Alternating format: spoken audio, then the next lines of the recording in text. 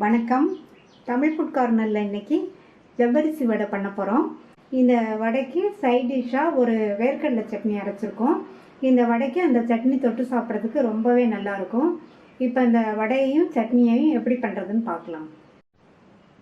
இந்த கப்பில் 1 கப் மாவு ஜவ்வரிசி எடுத்திருக்கேன். மாவு ஜவ்வரிசி தான் நல்லாயிருக்கும். இது 200 கிராம் இருக்கும். இதை இந்த பாத்திரத்தில் சேர்த்துட்டு 2-3 தடவை இதை வாஷ் பண்ணிக்கணும். இந்த ஜவ்வரிசியில் மாவுத்தன்மை இருக்கிறதுனால இந்த மாதிரி வாஷ் பண்ணிட்டோம்னா அந்த மாவுத்தன்மையெல்லாம் போயிடும். ஜவ்வரிசியை 2-3 தடவை வாஷ் பண்ணியாச்சு. ஜவ்வரிசியில் மாவு ஜவ்வரிசி, நைலான் ஜவ்வரிசி 2 வெரைட்டி இருக்குது. மாவு ஜவ்வரிசி தான் இதுக்கு கரெக்டாக இருக்கும். இப்போது ஜவ்வரிசி எடுத்த கப்லேயே 1 கப் அளவுக்கு தண்ணியை சேர்த்து 4லேருந்து 5 மணி நேரம் ஊற வச்சுக்கலாம். இந்த வடையில் சேர்க்கறதுக்கு 1/4 கப் வறுத்த வேர்க்கடலையை இந்த மிக்ஸி ஜாரில் சேர்த்துருக்கேன். ஸ்பீடாக ஓட விடாமல் பல்ஸில் போட்டு கோர்ஸாக அரைச்சிக்கணும். நைஸ் பவுடராக அரைச்சிடக்கூடாது. ஜவ்வரிசி நல்லா 4 மணி நேரம் ஊறிடுச்சு. ப்ரெஸ் பண்ணி பார்த்தா இந்த மாதிரி மசியணும். இப்போ இதை இந்த மிக்சிங் பவுலில் சேர்த்துடலாம். இது கூட கொரகொரப்பாக அரைச்ச வேர்க்கடலையை சேர்த்துக்கலாம். இது கூட சேர்க்கறதுக்கு 2 மீடியம் சைஸ் உருளைக்கிழங்க வேக வச்சு தோல் உரித்து எடுத்து வச்சுருக்கேன். இதை இந்த கிரேட்டரில் துருவி சேர்த்துக்கலாம். இந்த மாதிரி துருவிக்கணும், அல்லது நல்லா உருளைக்கிழங்க கட்டி இல்லாமல் மசிச்சு சேர்த்துக்கணும். 2 உருளைக்கிழங்கையும் கிரேட்டரில் துருவியாச்சு. அடுத்து இது கூட கட் பண்ண 2 பச்சை மிளகாய், 1 டீஸ்பூன் அளவுக்கு பொடியாக கட் பண்ண இஞ்சி, 1 டீஸ்பூன் சீரகம், 3 டேபிள் ஸ்பூன் பொடியாக கட் பண்ண கொத்தமல்லி இலைகள். இதுக்கு தேவையான அளவு உப்பை சேர்த்து நல்லா எல்லாம் ஒன்றா மிக்ஸ் ஆகிற மாதிரி கலந்து விட்டுறலாம்.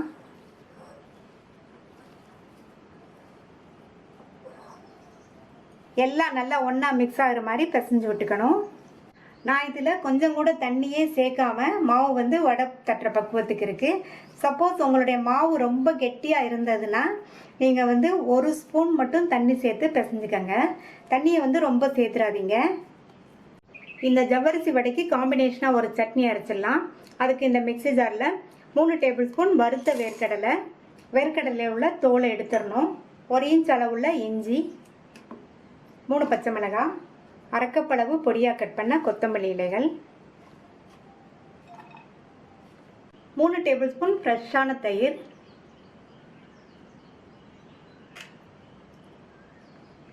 இந்த சட்னிக்கு தேவையான அளவு உப்பு. இப்போ இதை நல்லா நைஸாக அரைச்சிக்கலாம். வடையாக தட்டி தட்டி ஒரு பிளேட்டில் எடுத்து வச்சிட்டோம்னா நமக்கு எண்ணெயில் போட்டு எடுக்கிறதுக்கு ஈஸியாக இருக்கும். கையில் லைட்டாக எண்ணெய் அப்ளை பண்ணிவிட்டு நம்ம வடை தட்டுறது எப்படின்னா, ரெடி பண்ணி வச்ச மாவுலேருந்து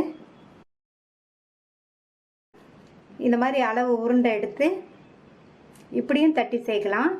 இதில் நடுவில் இந்த மாதிரி ஹோல் போட்டும் தட்டி வடை போட்டு எடுக்கலாம்.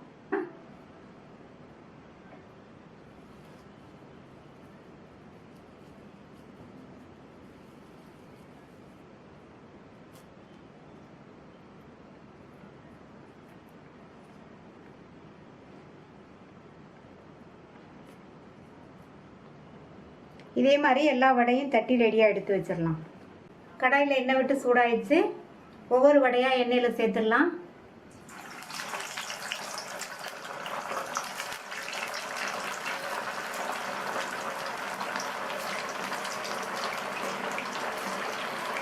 எண்ணெயில் போட்டதுக்கப்புறமா ஸ்டவ்வை மீடியம் ஃப்ளேமில் வச்சுக்கணும். உடனே பரட்டி விட வேண்டாம், கொஞ்சம் நேரம் ஆகட்டும். இந்த ஜவ்வரிசி வடை மற்ற வடையை விட வேகிறதுக்கு கொஞ்சம் நேரம் ஆகும். இப்போ 3 நிமிஷம் ஆச்சு. ஒவ்வொரு வடையாக பரட்டி போட்டுக்கலாம்.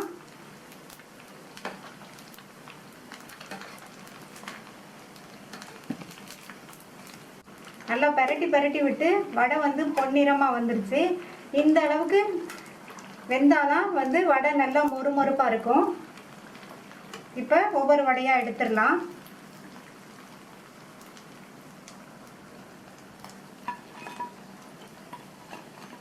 நல்லா மொறுமொறுன்னு டேஸ்டான ஜவ்வரிசி வடை ரெடி ஆயிடுச்சு.